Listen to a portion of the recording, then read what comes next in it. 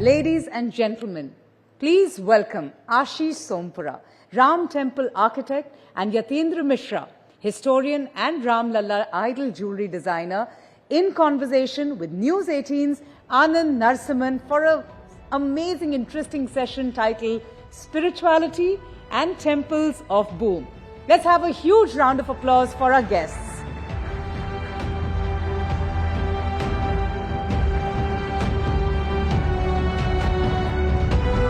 Welcome. Thank you, Anand.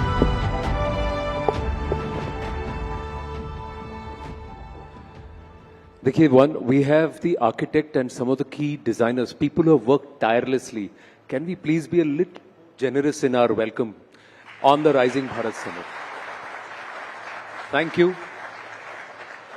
आप लोगों का बहुत बहुत आभार और आपका बहुत बहुत धन्यवाद for making the time, Ashish ji and Yatindra ji. Thank you. Ashish ji's father, his brother, they are all instrumental in reviving a Shaili, which is one of the three remaining Shailis of construction of temples. तो आशीष जी वहीं से शुरू करते हैं, फिर यतींद्र जी will come to the effort that's gone behind Ramlala. Ayodhya से तो आपका एक और भी connection है, so we'll talk about that too. But how important is this Shaili, the Nagara Shaili? Somnath Temple, Akshardham temples, and now Temple of Ramlala. Shailis are basically divided from the south to north. It's divided the Indian continent, the whole Indian, the original Indian continent, has been divided in the north, middle, and the southern. And each and every Shaili is being like the basics are the same, but according to the climatology, according to the geographical condition, according to the material what you are getting, from that part it has been developed in certain ways. But the Nagar Shaili, which is like the northern side, from the whole, if you can say the Gujarat, the Madhya Pradesh, Uttar Pradesh, and all that, that is covered by the Nagar Shaili. And Vasera, which is on the Orishans style, and the Dravidian style is in the south, basically. The concepts are different, the material is different, but though I can say one thing, Nagar Shaili is been developed in certain way that it has been architecturally well developed thing शैली है. जो पूरा का पूरा शैली जो है वो एक बहुत वेल डेवलप्ड है, क्योंकि इसमें पर्टिकुलरली हर एक भगवान के लिए, हर एक चीज़ के लिए, क्योंकि हमारे नॉर्थ में जैनिज़्म भी है, हिंदुइज़्म भी है, लेकिन हर एक का उस नागर शैली के अंदर हर भगवान का भी एक शिखर स्टाइल है, एक अलग इंडिविजुअलिस्टिक अप्रोच दिया गया है उसके अंदर एक आर्किटेक्चर का पर्टिकुलरली. सो नागर शैली इज अ वेल डेवलप्ड शैली in northern part. So obviously, और राम मंदिर भी नॉर्दर्न इंडिया में है, तो उस शैली का चयन उसी टाइम से पिताजी ने कर लिया था कि 1989-90 में जब ये डिजाइन हुआ था कि नागर शैली में इसका मंदिर बनना है. पर उस 80 के दशक में जब चंद्रकांत जी ने इसकी कल्पना की थी, ये जो शैली है क्या ये विलुप्त हो रही थी? What has this boom of construction of temples done? इसके पीछे की जो कहानी है, क्योंकि मंदिर तो सबको दिख रहा है, उसके पीछे की कहानी आज हमें बताइए. नहीं, ऐसे विलुप्त नहीं कह सकते हैं, विलुप्त नहीं हुई थी, क्योंकि my great grandfather has design, जो उन्होंने सोमनाथ बनाया था वो भी नागर शैली का है. वो एक उसमें भी नागर शैली में भी शांतार प्रसाद और निरंधार प्रसाद अलग से एक शैलियां हैं उसमें से. तो सोमनाथ टेम्पल भी उन्होंने उस टाइम पे बनाया था, तो विलुप्त नहीं हुई थी, लेकिन प्रैक्टिस बहुत कम थी उस टाइम पे. बहुत फ्यू कुछ फैमिलीज थी, या ऐसा कह सकते हैं कि कुछ लोग मतलब ट्रस्ट थे या वही सब बनाते थे. लेकिन डेफिनेटली राम मंदिर के बाद इसके अंदर काफी कितने कारीगरों ने काम किया है इस पर, रामलला पर? राम मंदिर के अंदर अगर मैं कारीगरों की पर्टिकुलर बात करूं तो कम से कम 5 से 6 हजार कारीगरों ने काम किया है. 6,000 कारीगर, 6,000 आर्टिजन्स, यानी 6,000 परिवारों की जीविका इस मंदिर के निर्माण से चल भी रही है. डेफिनेटली, और जीविका चलना ये बहुत मतलब बड़ी चीज हो गई अब लोगों को लिए कि अभी मंदिर कंस्ट्रक्शन, टेम्पल कंस्ट्रक्शन इतना ज्यादा हो रहा है कि पहले क्या था कि मंदिर के कंस्ट्रक्शन कम होते थे, तो उनके फैमिली के लड़के जो ये काम करते हैं, क्योंकि ये भी एक जनरेशन के बाद जनरेशन वाला काम था, तो बहुत कम होते जा रहे थे. लेकिन इसके बाद अभी इतना रिवाइव हुआ है कि काफी लोग अभी इसके अंदर आ रहे हैं और इसके काम के लिए मतलब लोग बड़े हैं इसके अंदर काम के लिए. मैं देखने जाऊँ तो कि कारीगरों की जो कमी थी वो भी पूर्ति हो रही है, उसकी पूर्ति हो रही है. तो there are more people turning to this as as a profession. तो एक अगर आपको, क्योंकि 108 वहां पर पिलर्स हैं, राम मंदिर के हर लेवल पर 108 पिलर्स हैं, तो एक पिलर को गढ़ने में, तराशने में, उसको बनाने में कितना समय लगता है? देखिए, बेसिकली उसमें दो पार्ट है। एक पार्ट जो है कार्विंग वाला पार्ट, जिसको बोलते हैं हम नॉर्मल कार्विंग, और दूसरा पार्ट है उसके अंदर मूर्ति काम। तो मूर्ति काम वाला जो काम होता है वो इंस्टॉलेशन के बाद होता है, क्योंकि वो बहुत फ्रिजाइल हो जाती है, तो उसको ट्रांसपोर्टेशन में, तब इंस्टॉलेशन के टाइम पे हम उनको नहीं हैंडल कर सकते हैं। तो वो एक बार इंस्टॉलेशन होने के बाद ऑन साइट वो काम होता है। तो देयर दो पार्ट जैसे मैंने बताया। तो कार्विंग होके आती है, लेकिन आइकनोग्राफी है वो बाद में होती है। तो पूरा एक कार्विंग वाला सिर्फ हम लोग काम देखें तो उसको ऑलमोस्ट 8 से 10 दिन लगते हैं, दो कारीगरों को कंप्लीट करते हुए।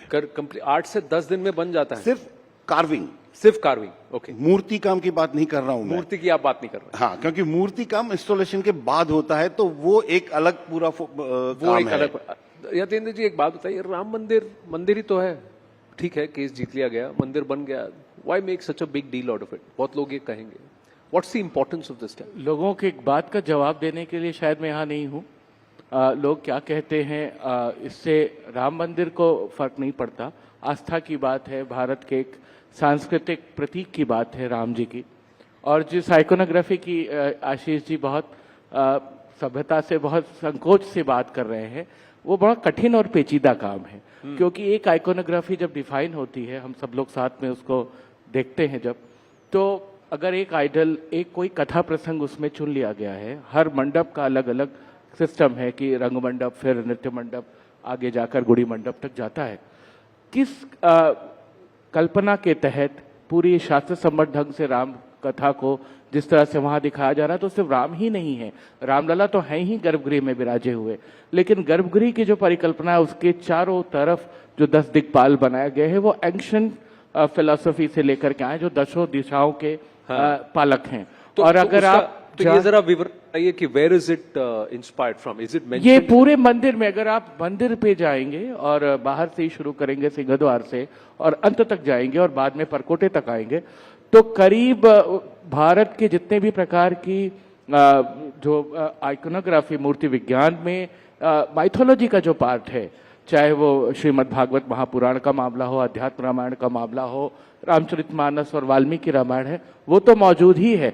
विष्णु के इनकारनेशन की भी बात है कि विष्णु के महाअवतारों का वर्णन है, दशों दिशाओं का मामला है, कौन से मंगल प्रतीक हैं जो वैष्णव परंपरा में, जो वैष्णव सेक्ट में चलते हैं, वो सारी चीजें दिखाई जा रही हैं। फिर जब परकोटे की बात आती है तो हम लोग एक भारत दर्शन यात्रा जैसा दिखा रहे हैं, जिसमें धर्म, मजहब, पंथ, संप्रदाय से ऊपर उठकर जितने भी प्रकार की बड़ी बातें भारत में हुई हैं, जिन्हें हम टॉर्च बेयरर लोगों की बात कहते हैं, कथाएं कहते हैं, जिनसे प्रेरित हुआ जा सकता है, तो युवा जाकर के उनसे जुड़े और देखे कि हमारे यहाँ याज्ञवल्क्य और गार्गी का संवाद भी होता था, हमारे यहाँ अष्टावक्र जनक को जाकर के कुछ ज्ञान की बात करते थे। तो एक तरीके से एक ये मिक्स ब्लेंड है स्पिरिचुअलिटी और रिलीजन के साथ दर्शन का भी। तो भारत जिस रूप में बना है, भारत की जिस रूप में उपयोगिता है, मुझे लगता है कि मंदिर उसको बहुत अच्छे से प्रदर्शित कर रहा है। और जो मैं 10 दिक्पाल की बात की, तो आप जाकर पद्मनाभ स्वामी त्रिवेंद्रम का जो गर्भगृह देखेंगे, तो वहां भी 10 दिक्पालों की ही कल्पना है। तो सोमपुरा परिवार ने ये काम बहुत अच्छे से किया कि जो पारंपरिक ढंग से हजारों साल की परंपरा में जो नागर शैली का जो बेस्ट आर्किटेक्चर था, जिसका स्पिरिचुअल एस्पेक्ट भी था, उसको हम लोग राम मंदिर में लेकर आए। आशीष जी, राम मंदिर इन अयोध्या, अक्षरधाम इन अक्षर पुरुषोत्तम स्वामी नारायण मंदिर इन अबू धाबी, रॉबिन्सविल में बना है, विश्व भर में अब मंदिर बन रहे हैं। सब काम आप ही करेंगे तो बाकी कौन करेगा? नहीं, सब जैसे रॉबिन्सविल हमने नहीं किया है, और जो अभी रिसेंटली किया वो भी हमने नहीं किया है। मैं बता दूं, अक्षरधाम जो गांधीनगर का है वो हमारा काम है। और वैसे मैं कह सकता हूं कि हमारा परिवार ब्लेस्ड है कि सोमनाथ से लेके गुजरात के तीनों जो माओ के बड़े मंदिर है, पावागढ़ है, बहुचरा जी है, अंबाजी है, सारे काम हमारे परिवार के थ्रू हैं। वो एक ऊपर वाले का आशीर्वाद ही है कि हम कर रहे हैं। तो यानी इसमें भी अब कंपटीशन आ गया है? कंपटीशन जैसे कंपटीशन कोई चीज नहीं है इसके अंदर। बेसिकली सोमपुरा एक हमारा पूरा एक कम्युनिटी है। इस कम्युनिटी में मेजोरिटी लोग अभी तक इस काम से जुड़े हुए थे। पहले तो सारे के सारे इसी काम से जुड़े हुए थे, लेकिन जैसे बीच में एक क्वेश्चन आया कि जिसमें मंदिरों का काम बहुत कम हो गया, ये हो गया, लोगों को ऐसा लगा कि ये काम करना मतलब पत्थरों पे कार्विंग करना वो थोड़ा नीचा समझने लगे लोग, तो उनके परिवार के लोग फिर दूसरे और बिजनेस में जाने लगे, वो करने लगे। लेकिन हमारा परिवार इससे जुड़ा रहा। तो आपको कभी ऐसा नहीं लगा I don't want to do this, ये हो गया, ये टाइम इज ओवर? नहीं, ऐसा कभी नहीं लगा, क्योंकि हमारे परिवार में जैसे बोलते ना कि बच्चा जब पैदा होता है ना, हम लोग यही देखते आ रहे हैं, पापा को यही बात करते देखते आ रहे हैं, घर में यही चीजें होती रहती है, सब किताबें वही पड़ी रहती हैं, तो बचपन से ऑलमोस्ट यही लोगों के दिमाग मतलब यही था तो कि इसको आप एक प्रोफेशन की तरह देखते हैं कि इसको भी आप एक आध्यात्मिक कंट्रीब्यूशन की तरह देखते हैं कि देखिए this is what I am contributing towards Bharat spirituality, इसको कैसे देखते हैं आप? देखिए, आध्यात्मिक तो होता ही है और एक प्रोफेशन भी है हमारा, उसमें भी मना नहीं कर सकते हम लोग, क्योंकि जो हमारी जीविका आती है उसी से आती है। तो हम लोग ये भी नहीं कह सकते कि हमारा प्रोफेशन नहीं है, लेकिन डेफिनेटली एक अटैचमेंट तो होता ही है। जब आप कहते हैं ना कि जब बच्चा जब बड़ा होता है तो उसके सामने जो होता रहता है ना वो उसके मस्तिष्क में छप जाता है, तो यही चीज है कि हमारे मस्तिष्क में यही चीजें छपती रहती है। तो जब आपके पिता ने उसको बनाया था, आर्किटेक्चरल ड्राइंग चंद्रकांत जी ने बनाया, वो समय और था, व्हेन द कंस्ट्रक्शन हैपेंड, वो समय वो दौर कुछ और है। सो डिड यू थिंक कि if I am going to be involved in the construction of the temple, मैं इसे ऐसे बनाना चाहूंगा? कुछ आपने ऐसा सोचा कि आपकी परिकल्पना थोड़ी अलग थी? What is it that you did differently और you did which you felt कि अगर उस टाइम में अगर कोई मंदिर बनता रामलला के लिए तो ऐसे ही बनता? नहीं, देखिए, जो उस टाइम पे पिताजी ने डिजाइन किया था वो उस टाइम और उस समय के लिए परफेक्ट था, क्योंकि वो 30 साल पहले उसका डिजाइन हुआ था। तो उस समय के हिसाब से उन्होंने जो डिजाइन किया था वो पहले गर्भगृह, गौड़ मंडप, नृत्य मंडप और एक सिंह द्वार वही किया था। लेकिन जो 30 साल का जर्नी रहा राम मंदिर का पूरा, उसके अंदर उसको जो मतलब मीडिया से सब लोगों से जो मिला, लोगों की आस्था जुड़ती गई उसके साथ धीरे धीरे, तो जो जब कंस्ट्रक्शन की बारी आई जब उसके बाद में, तो फुटफॉल हम लोग जो सोच रहे थे वो बहुत ज्यादा बढ़ गया था। तो डेफिनेटली सोल वही है, आप कह सकते हैं कपड़े थोड़े नए बनाए गए हैं, बस दैट्स इट। हाँ, कपड़ों से पता। रामलला कैसे जेवर पहनते हैं, ज्वेलरी या कपड़े पहनते हैं? How did you decide that Yatendra ji? Because Ram ji का वर्णन तो अधिकांश तो वनवास में है, he is in matted locks and you know barely wearing anything, एक उनके राज्याभिषेक से पहले और जब वो बालपन में थे। तो how did you decide how Ramlala should be dressed? बहुत अच्छी बात है आपने पूछा। राम जी का जो एक चरित्र है और जो उनका स्वरूप है वो तो वनवासी राम का ही है, कि उसी वजह से वो सबके नायक हैं। लेकिन ये भूलना नहीं चाहिए कि वो रामलला अपने मंदिर में है, यानी अपने पिता अपने माँ के भवन में है, 5 साल के हैं।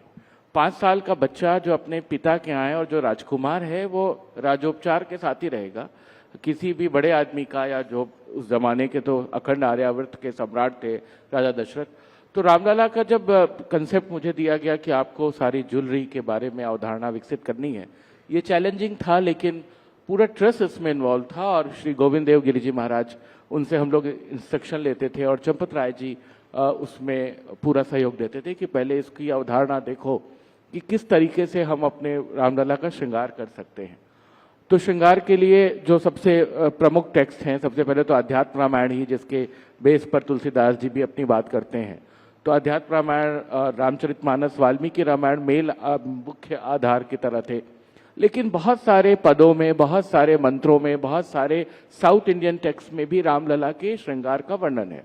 यमुनाचार्य जी एक बड़े संत हुए साउथ के, उन्होंने आलवनदार स्तोत्र लिखा, तो वो लक्ष्मी नारायण जी और तिरुपति बालाजी और तमाम जगहों पर उनके श्रृंगार की अवधारणा के हिसाब से वहां बताया जाता है।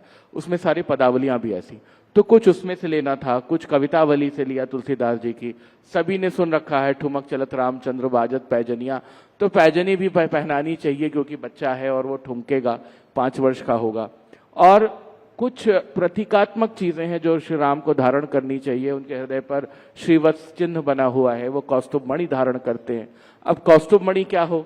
कौस्तुभ मणि एक दिव्य मणि है, लेकिन कौस्तुभ मणि किस चीज की बनती है कुछ ऐसा तो सामने था नहीं। तो उसमें बहुत सारा मंथन हुआ। फिर ये हुआ कि वो सूर्यवंशी हैं, सूर्य का प्रतीक लाल होता है रंग, माणिक यानी कि हम रूबी इस्तेमाल करें तो रूबी और डायमंड के एक बड़े उसमें कटिंग में एक ऐसा मणि धारण कराई जाए, तो इस तरीके से उसकी अवधारणा बनी। ऐसे ही मुकुट की अवधारणा बनी। वैजंती माल पहनाया जाता है भगवान को। वैजंती माल विजय का माल होता है, और जहां मंदिरों में आप देखते हैं रंग बिरंगे फूलों के एक बड़े हार होते हैं, तो इसे हुआ कि इसे स्वर्ण आभूषण में निर्मित किया जाए। तो जितने वैष्णव प्रतीक हैं राम जी के, शंख चक्र पद्म गदा, ये सारी चीजें उसमें बनाई गई। फिर 5 प्रकार के फूल बनाए गए उसमें। पंच फूलों का कहते हैं कि वो देवता को पसंद है। तो उसमें आपका लोटस था, कमल था, कुंद था, कुंद की माला सरस्वती को भी पहनाते हैं, पारिजात, तुलसी, तो तुलसी पत्र तक उसमें लगाया गया। तो इस तरीके से छोटी छोटी डिटेलिंग हम लोगों ने की उनकी अवधारणा रचने में भगवान की। और जितने भी गहने पहनाए गए, कोशिश की गई कि वो एंशिएंट टेक्स्ट से रेलिवेंस उनका बनता हो। जैसे एक हार होता है जो 4 या 5 लड़का, आज 5 लड़ा 7 लड़ा कहते हैं, उस जमाने में उसे पदिक कहते थे, तो पदिक निकाला गया वाल्मीकि रामायण से। इसी तरह से बाजूबंद को भुजंग कहते थे, तो हमने उसका टर्मिनोलॉजी भी वैसे ही रखी कि कल को कोई इसकी डिटेलिंग करना चाहे, इस पे कोई स्टडी करना चाहे। और ये बहुत बड़ा चैलेंज था। विष्णु के बहुत मंदिर हैं, कृष्ण के बहुत मंदिर हैं, लेकिन श्री राम का मंदिर इस रूप में पहली बार उस तरह से एक अवधारणा थी कि जिस तरह से एक राजकुमार को 5 साल के बालक को पहनाना है। या मेरा अगला प्रश्न वही होने वाला था कि बाल कृष्ण के बहुत सारे मंदिर हैं। अब जैसे गोवर्धन है, अब वो श्रीनाथ जी हो गए, Guruvayur in the south, Udupi, तो सब जगह बाल कृष्ण के हैं, पर बाल राम के, जो रामलला के मंदिर ज्यादा नहीं है। राम जी के मंदिर का एक अयोध्या में बड़ा मजेदार कंसेप्ट है, बहुत ही यूनिक है। अगर आप में से कोई गया हो, राम वहां पर है लेकिन कई रूपों में है। अगर आप कनक भवन में जाएं तो वहां दामाद के रूप में पूजे जाते हैं, वहां वो पाहुन है। हाँ। तो वहां पे उनकी वेशभूषा सन इन लॉ की है। अगर आप वहां पर जाएं रतन सिंहासन में, तो वहां राजाधिराज राम है। अगर आप रंग महल में जाएं तो वहां पर रंगधीर है। तो हर रूप पे वनवासी राम तक अयोध्या में है जी। लेकिन बालक राम, और बालक राम जो जिसे अभी पता नहीं कि भी उसका विवाह भी होने वाला है या उसको वनवास भी मिलने वाला है, वो अपने माता पिता के घर में पुष्पित और पल्लवित हो रहा है, अपना उसकी एक पढ़ाई लिखाई हो रही है। पर तो इस रूप में रामलला का मंदिर देखना चाहिए। तो एक दो प्रश्न और है कि सामान्य रूप से पूछा जाता है कि रामलला की जो मूर्ति है, जिसे अरुण योगीराज जी ने गढ़ी, वो काले पत्थर में है और उनका रंग श्याम है। भले ही वर्णन उनका हमेशा श्याम रहा है, लेकिन राम जी हमेशा श्वेत दिखे हैं पूर्व में और उत्तर में उनकी मूर्तियां। तो इसका कोई एक पॉलिटिकल मुझे लगता है भी है कि देखिए दक्षिण भारत की तरफ रुझान है, तो इसीलिए वहां से भी लोगों को आकर्षित करना है, इसीलिए मूर्ति। मुझे ऐसा तो नहीं लगता है, क्योंकि बहुत जगहों पर जो मूर्ति की अवधारणा है, जब जिन कालों में मूर्तियां बनी, और खास करके पुराने समय में जब राजशाही रही होगी या जब जिसका अलग अलग साम्राज्य रहा, तो अपने ढंग से जिसने जैसा पसंद किया होगा, उस समय के स्कल्प्टर्स कौन रहे होंगे, उन्होंने कैसा बनाया और क्या रूप पसंद किया गया। आशीष जी जानते हैं, हम सब लोग उसमें थे जब 3 लोगों ने मूर्तियां बनाई और 3 लोगों में से एक का चयन हुआ। तो एक मूर्ति तो पांडे जी की मूर्ति तो सफेद पत्थर पे ही बनी थी। हाँ, बनी थी सफेद पत्थर पे। तो अब वो तो ट्रस्ट ने तय किया हाँ कि कौन सी मूर्ति होगी। और मुझे लगता है कि ये मेरा थोड़ा सा स्पिरिचुअल जवाब है इसका कोई पॉलिटिकल कनोटेशन नहीं लेना चाहिए। रामलला ने खुद तय किया किस मूर्ति को आना है मंदिर में।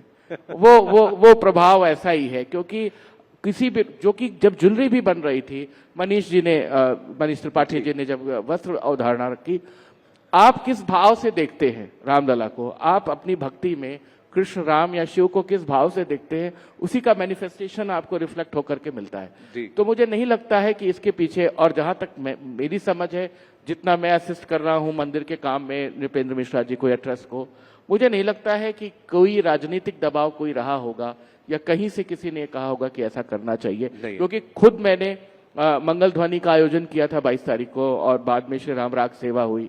45 दिनों तक देश के सारे मूर्धन्य कलाकार गए। तो मुझे बिल्कुल मुक्त हस्त काम सौंप दिया गया था कि आप इसे करिए, और मुझे किसी ने कोई हस्तक्षेप नहीं किया, बल्कि सहयोगी किया। कोई हस्तक्षेप नहीं किया। What does this temple mean for all of us? Why is it so important कि लोग कहते हैं कि 1000 साल तक अब ये नहीं गिरेगा?